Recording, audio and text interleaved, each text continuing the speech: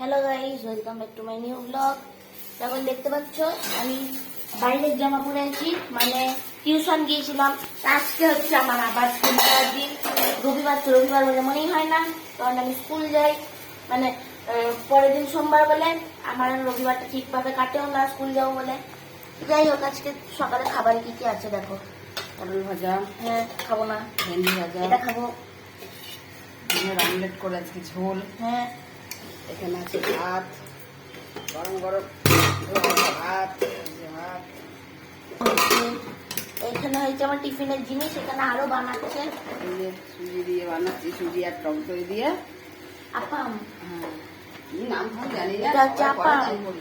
সুজিওয়ালা আপাম। হ্যাঁ, এই দেখো, ওই চিতো পিঠের মতন হয়ে গেছে না? তেল বেশি হয়ে গেছে, হ্যাঁ, তেল কম দিতে হবে সব। যাই হোক, এই হচ্ছে আজকে আমার খাবার।